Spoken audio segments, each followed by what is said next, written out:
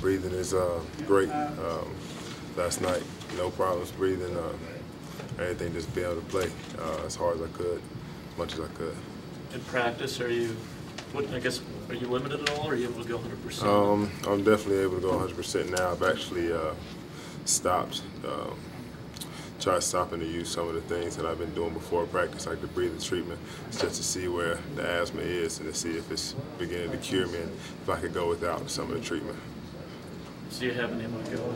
I haven't been able to go. Last game I did, I went without the treatment and played well, so it's getting better. Would you characterize the game against Maryland tomorrow as almost a must-win, considering the way that the conference standings are breaking out? You know, it'd definitely be a big win for us just to seeing where everyone's at, and you know, some of the teams are right at in the same situation that we are, so it would be real good to get that win, especially at home.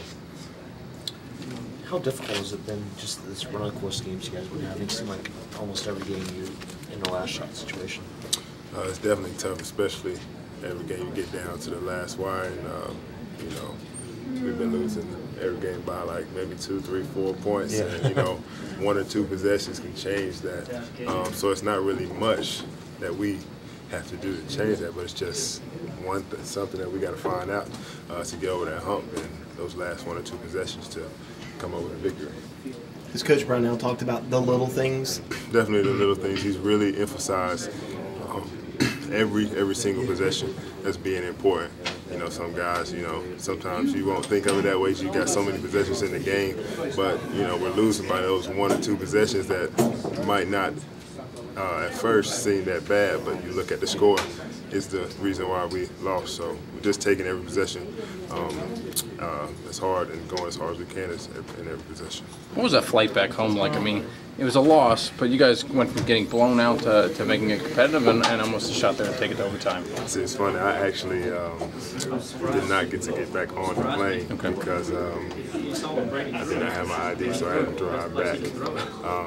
But I'm sure it was just like, man, once again, you know, 2-point loss, 3-point loss. Like, what do we got to do to get over this? And definitely, I'm sure it was just quiet, and everybody was thinking about the game and just wanted to win. It's tough losing. What happened to your ID? What happened to my ID? Yeah, I actually left my book bag. I went to a FCA service one night and left my book bag in the auditorium. And it was the day before we left, so I went back to get that and couldn't find it. So luckily they let me on the first time to go on ahead, but we weren't so sure they would on the way back. So one of the coaches, I went home with I went with Coach Luke, the manager, head manager of the team, and got back home. What can you say to KJ? So close there at the end, you know, for making a great play to bring you guys back in it. Just, you know, he had an amazing game, probably the best game of his career so far. Just to move on from it, he's going to get plenty more opportunities like that.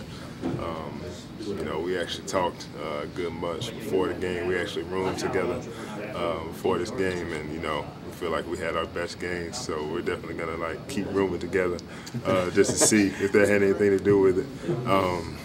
But just to keep his head up and stay focused and keep working.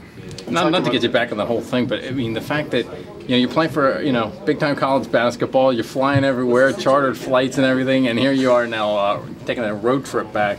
And actually, I did not have to come all the way back. I actually got to stop in Charlotte and stay with my folks for a night.